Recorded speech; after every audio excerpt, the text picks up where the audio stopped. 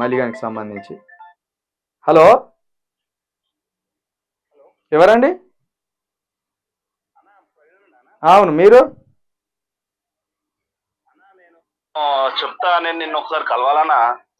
కలుతూ చెప్పు. ఎందుకో మల్లిగాని ఫోటో మంచిగా పెట్టుకున్నావు డిపి.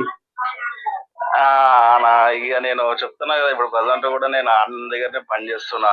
ఇప్పుడు కూడా మన దగ్గర పని చేస్తున్నా?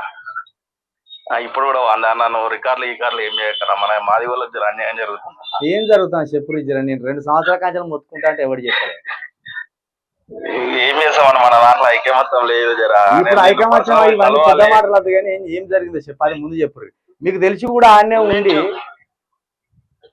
అలా ఇగో తెలిసి కూడా ఆడనే ఉండాలంటే కొన్ని పరిస్థితుల వల్ల అట్లా అయిందన్న. అలా అంతా జైలుకు పోయిన దాంట్లో నేను ఒక మెంబర్ని. నేను కూడా ఎస్సీ మాది, నేను కూడా ఒక ఎస్సీ మాదిగానే. అట్లా నీకు అన్న అభిమానంతో నీకు చాలాసార్లు కాల్ చేసినా నార్మల్ కాల్ కానీ నువ్వు లిఫ్ట్ చేయలేదు. ఇక వాట్సాప్ కాల్ ఒకసారి కాల్ చేద్దామని చేస్తున్నా. అది నిన్న ఒకసారి కలిస్తే నేను మాట్లాడతాను. మీరు ఎక్కడ ఉంటారు చెప్తే నేను వస్తాను. నేను సోమాజిగూడలో ఉంటా. నా ఆఫీసు సోమాజిగూడలో. ఒక గంట సేపే ఆఫీస్ ఉంటా, ఎందుకంటే ఆఫీస్ నాకు ఉంటది కాదు. ఇంకొకటి, ఇప్పుడు ఈడు ఏ దేవుడు, సత్యసాయి బాబా, వెంకటేశ్వర స్వామి, లేకపోతే రాముడా వీని ఫోటో పెట్టుకోవడానికి? లేకపోతే వీడేమైనా స్టేట్ లీడరా లేకపోతే దేశ స్థాయి లీడరా?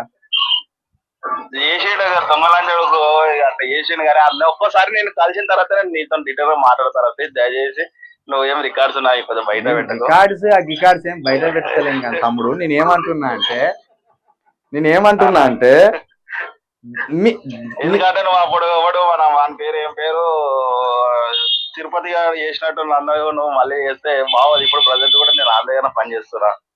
పని చేస్తే కానీ ఏమంటున్నా అంటే తమ్ముడు, తిరుపతి గారు మరి సక్కం పోసేనా తమ్ముడు?